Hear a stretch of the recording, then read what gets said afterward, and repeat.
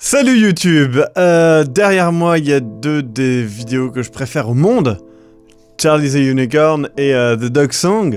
Mais ça n'a rien à voir avec le sujet du jour. Pourquoi ? Parce que le sujet du jour, c'est l'objectivité et la subjectivité et tout ça sur Internet. Récemment, j'ai fait 3 top 10 et un Globee FM. Le Globee FM était sur Rogue One. Rogue One, le dernier Star Wars, si vous n'êtes pas au courant.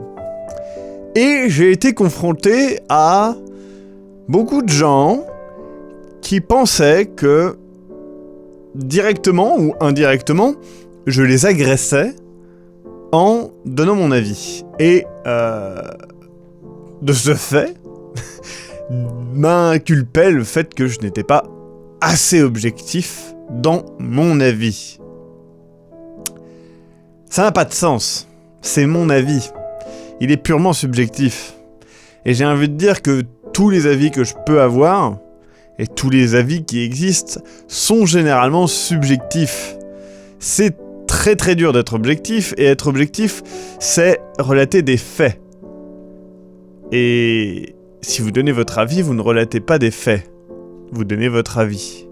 Donc par exemple, si on prend mon avis sur Rogue One, c'est-à-dire que c'est un film moyen, en dessous de la moyenne, voilà, c'est mon avis. En tant que moi, Maxime Robinet, tout simplement parce que voilà, j'ai vu des films que je considère bien meilleurs, que j'ai des attentes par rapport à un film et que ce film Rogue One ne les remplit pas, et bien tout simplement que j'ai pas trop aimé, c'est pas grave. Si. Et je vois des commentaires disant notamment que voilà, c'est parce que je n'aime pas Star Wars, ou c'est parce que je n'ai pas compris le film. En fait non, c'est juste parce que j'ai pas aimé le film. C'est pas grave. C'est pas parce que j'ai pas aimé le film que ça vous retire le droit de l'aimer. Au contraire, même, aimez-le d'autant plus que je ne l'aime pas, je sais pas, faites-en une arme. Je sais pas pourquoi mon avis compte tant que ça dans votre avis, mais si c'est le cas, j'en suis désolé. Et par rapport à mes tops, il s'est passé quelque chose d'assez étonnant. Un proche, oui, quelqu'un que je connais quoi, m'a fait ton top 10 en fait il est pas complet.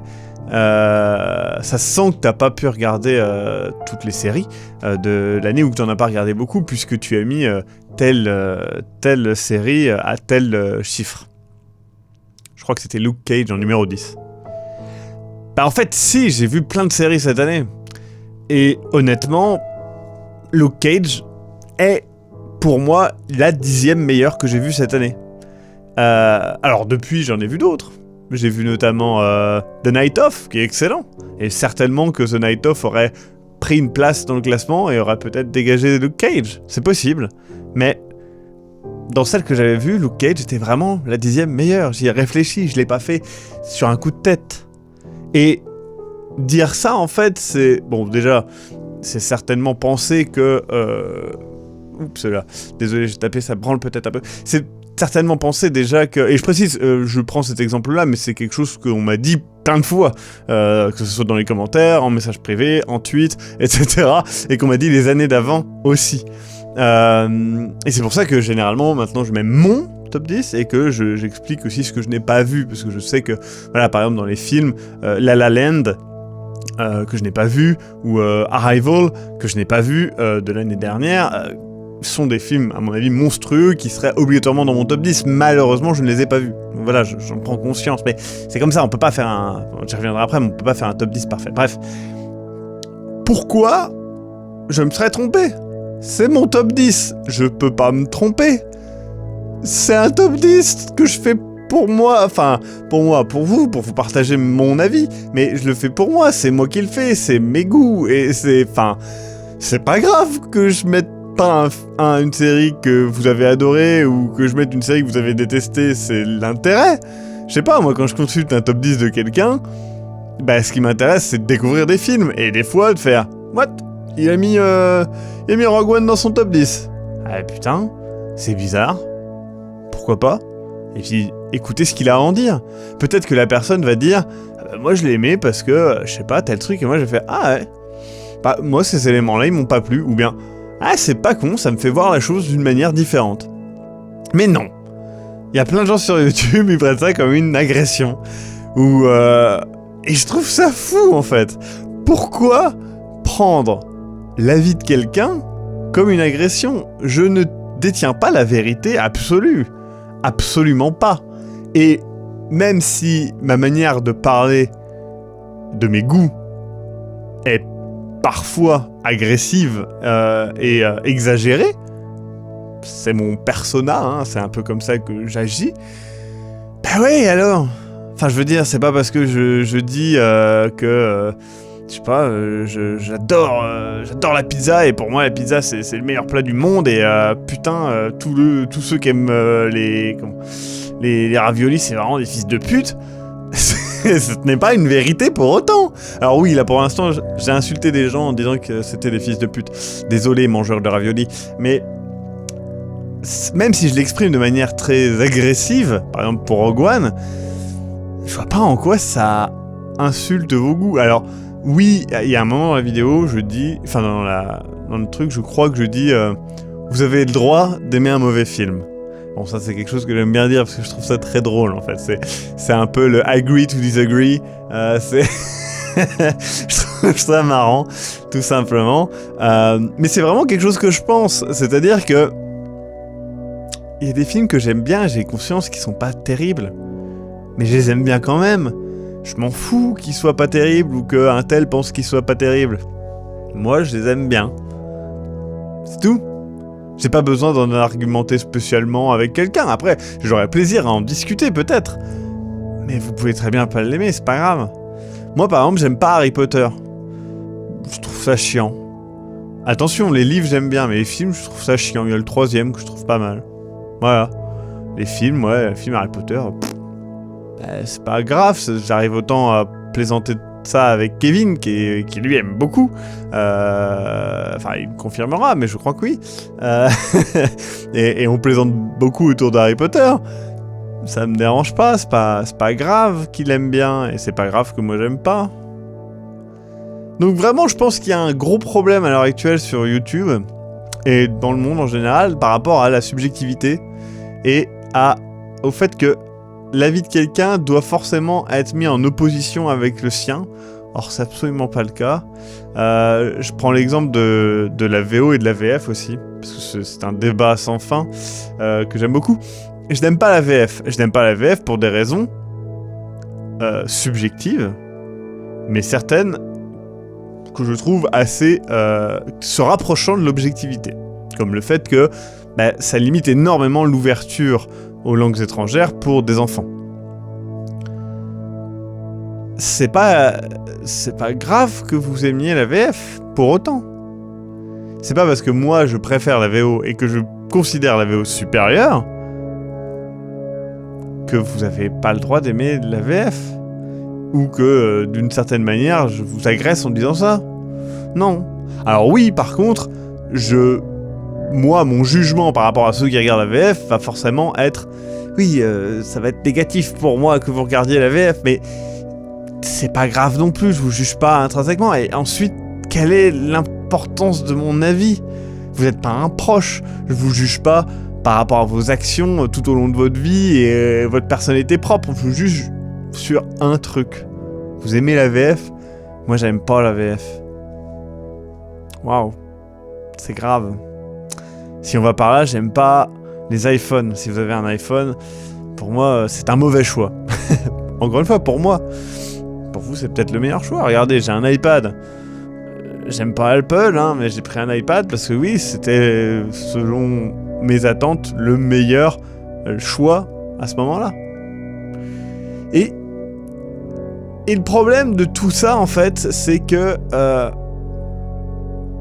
par rapport à ce manque de... je vois dans l'image Charlie the Unicorn et the Duck Song, enfin là, les Bird Song, mais regardez ces vidéos, c'est très drôle. Par contre, c'est en VO, attention. En fait, ça me pile la gueule, dans le sens que ça me donne presque pas envie de lire les commentaires sur une chaîne qui est dédiée à ça, un petit peu quand même, cette chaîne. Et je trouve ça vraiment fou, en fait.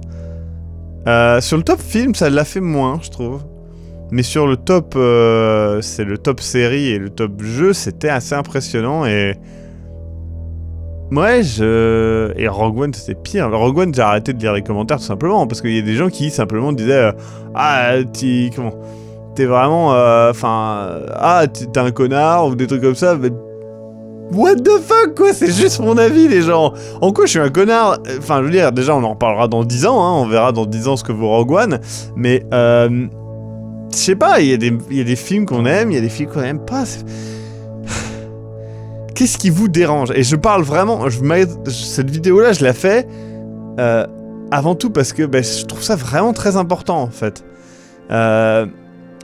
J'ai eu une discussion aussi avec les gars qui sont super sympas d'ailleurs d'un drop dans la mare. Je vous conseille cette émission. Et ils ont fait une émission très intéressante sur justement la différence entre un test et une critique dans le jeu vidéo. Et le fait que le test se devait d'être objectif, tandis que la critique était purement subjective. Et que à l'heure actuelle, le problème dans le jeu vidéo, c'est qu'on arrive à un entre-deux. C'est-à-dire que ça tend vers l'objectivité, mais ça ne l'est jamais. Les tests de jeuxvideo.com, je prends cet exemple, sont jamais objectifs. Il y a toujours un passage qui est purement subjectif. Et quand on lit un test et qu'ils mettent j'ai vraiment bien aimé un scénario complexe et alambiqué, etc. machin, alors que vous y avez joué, vous faites non, il est pas du tout complexe, c'est juste qu'il faut avoir telle référence et telle référence. C'est subjectif, c'est tout. Par contre, avoir un test complètement objectif, c'est vrai que c'est intéressant. Donc, il propose un système où, tout simplement, c'est purement objectif, c'est-à-dire que les graphismes tendent vers le photoréalisme ou tendent vers un aspect 2D. Est-ce que c'est bien ou mal? Ça, c'est à vous de le voir, mais c'est une spécificité. Par exemple, il y a des caméras, et c'est des caméras, elles sont en 4K ou elles sont en HD. C'est à vous de voir, la 4K n'est pas mieux que la HD, vous avez peut-être des attentes par rapport à la HD, pas par rapport à la 4K. Et c'est vrai que c'est intéressant de voir que, par rapport aux jeux vidéo, on ne peut pas négliger que c'est un produit. C'est-à-dire qu'on peut réellement classifier un jeu vidéo comme ça, en fait. Est-ce que le scénario est à choix multiples ou pas? C'est pas bien ou mal, est-ce que c'est un bac à sable ou une histoire linéaire? C'est pas bien ou mal. Et c'est vrai que c'est assez intéressant. Après, le but est avant tout de guider les gens dans un achat. Notamment les parents. Ou les gens qui ne s'y connaissent pas trop et qui veulent simplement acheter un jeu de temps en temps. Ça ne vise pas les gens comme... j'ai envie de dire comme moi et peut-être comme vous, qui sont plus... on s'y connaît, on sait le jeu, on a suivi le 3 et on sait quel jeu va sortir, donc on sait même avant... qu'il soit vraiment annoncé, enfin avant qu'il ne sorte, on sait quel jeu c'est. Parce que on va sur internet, on regarde des previews, on participe peut-être même à la bêta, etc. Nous, ce qu'on veut, c'est des avis subjectifs de personnes qu'on suit. Par exemple, je sais que moi j'aime beaucoup l'avis de Jim Sterling et Serling, j'arrête pas de rajouter un T, je sais pas pourquoi. Jim Sterling et comment il s'appelle, Angry Joe. Souvent je regarde leurs avis parce que je trouve que ça correspond à peu près à une partie en tout cas de ce que je pense moi par rapport à certains jeux, donc c'est vrai que j'aime bien avoir leur retour. Attention, hein, des fois je suis pas du tout d'accord avec eux. C'est pareil pour Total Biscuit que j'aime beaucoup et je regarde leurs avis, voilà. Mais ce que je veux, c'est un avis subjectif. S'ils étaient objectifs, ça me ferait chier la bite parce que moi je veux qu'ils me disent leur avis purement et simplement, qu'ils chient sur un jeu s'ils l'ont pas aimé et qu'ils adulent un jeu de manière très exagérée s'ils l'ont aimé. C'est bien, non? Et c'est ça, c'est vraiment une question que je vous pose et que c'est un échange que je crée là. C'est vrai que là c'est une question, c'est une vidéo un petit peu, un format un petit peu... Voilà, j'ai juste besoin d'en parler. Donc c'est un peu ça cette chaîne, hein. Des fois il y a des vidéos comme ça. J'aimerais bien votre avis sur l'objectivité et la subjectivité. Est-ce que pour vous, en fait, quand vous regardez une vidéo de quelqu'un, vous attendez à ce qu'il soit subjectif ou objectif? Par exemple, je vais prendre un autre exemple. Les vidéos sur Internet ont aussi une teinte politique. C'est plus ou moins prononcé. Moi, par exemple, j'essaie de ne pas, en tout cas dans mes vidéos, mettre de politique dedans. Mais sur mes lives, je me suis plusieurs fois exprimé quant à ma position politique, sans problème. Je n'ai pas essayé de convaincre spécialement les gens, mais je l'ai exprimé. Déjà ça montre que voilà, je suis purement subjectif à ce moment-là. Et à côté de ça, il y a des gens qui le font plus ou moins. Je pense à Mathieu Sommet notamment, ou à Usul par exemple, qui s'expriment plutôt clairement sur leur parti pris politique. Je ne vais pas dire leur parti politique parce que je ne crois pas qu'il y ait de partis spécialisés spécialement. Mais voilà, leur subjectivité, elle est intéressante. Non ? Ils sont pas objectifs. Absolument pas. Usul n'est absolument pas objectif dans ses vidéos. Mais ce n'est pas le but. C'est orienté. Et moi, personnellement, qui suis je vais pas dire à l'opposé, parce que je ne sais pas, mais moi je le classerais plus dans un extrême politique. Or, je ne suis absolument pas dans un extrême politique. Peut-être que ce n'est pas le cas, si jamais vous pouvez me contredire par rapport à Usul. Je ne vais pas m'exprimer sur sa parti politique spécialement, mais bon, bref. Moi, je suis pas d'accord avec ses idées. Mais ça ne m'empêche pas de regarder ses vidéos et d'apprécier le montage. Et d'apprécier aussi de voir quelqu'un qui parle et puis de dire... Non, je suis pas d'accord avec ça, mais bon, c'est pas grave. Et voilà, est-ce que vous, quand vous regardez ce genre de vidéo, ça vous fait péter un câble ou comment ça se passe ? Parce que moi, j'ai beau ne pas être d'accord avec lui, ça m'intéresse quand même de voir son avis, non ? Je sais pas, c'est vraiment quelque chose qui me perturbe. C'est sous prétexte que, je sais pas, quand vous allez dans une galerie d'art, des fois, il y a des trucs, ça a beau être un putain de classique, genre, je sais pas, exemple bidon, mais la Joconde, je m'en carre un peu l'oignon, quoi, c'est pas... Voilà. À côté de ça, il y a des tableaux où, genre le tableau que j'ai là de Samorost 3, tapez Samorost 3 poster, c'est celui que j'ai là, moi je trouve ça sublime. Et je peux regarder ça pendant des heures. Mais la Joconde, c'est pas grave, Enfin, je sais pas. Est-ce que c'est grave, du coup, que je n'adhère pas au classicisme ? Par exemple, dans le cinéma, si je dois faire preuve d'objectivité, il y a des films qui sont objectivement excellents, mais que je n'aime pas, subjectivement. Après, faire preuve d'objectivité, ça m'intéresse pas spécialement, quoi. Je sais pas, si je donne mon avis, ça peut être que subjectif. Bref, j'ai l'impression de tourner en rond, là, un petit peu, donc je vais m'arrêter. Mais, voilà. Est-ce que pour vous, la subjectivité est grave ? Quelque chose que vous souhaitez éviter dans les vidéos que vous regardez ? Ou est-ce que l'objectivité, vous en branlez, parce que de toute façon, c'est inatteignable, et que c'est se mentir que de dire qu'on est objectif ? On n'est pas objectif, et on le sera jamais. On peut faire preuve d'un peu de recul, mais... on sera toujours porté par nos tripes, ce qu'on a ressenti, notre passé, nos goûts généraux et notre expérience, c'est obligé. Non ? Je sais pas. Répondez-moi dans les commentaires, ça m'intéresse vraiment. Et voilà. J'ai changé un peu le setup, je me suis reculé, ça va mieux ? J'ai vu beaucoup de gens, j'étais très proche, j'étais comme ça un peu, ça a stressé beaucoup de gens. Je l'ai vu au montage, quand je l'ai fait, j'avoue, mais je me suis dit je vais pas refaire le top 10, ça me saoulait un peu le cul. Puis je trouvais que c'était un enregistrement sympa, donc voilà. Ouais. Et j'ai tendance à dire beaucoup je sais. J'essaie de me corriger là-dessus, mais c'est dur. C'est ma manière de parler. Faut que je fasse des silences à la place. Comme ça. C'est pas facile, Bon, je vous dis à bientôt. Et voilà. Bisous, bisous, bisous partout. À bientôt. Ah, faut que je regarde la caméra sans fixer pour qu'il y ait les boutons qui s'affichent. C'est incroyable.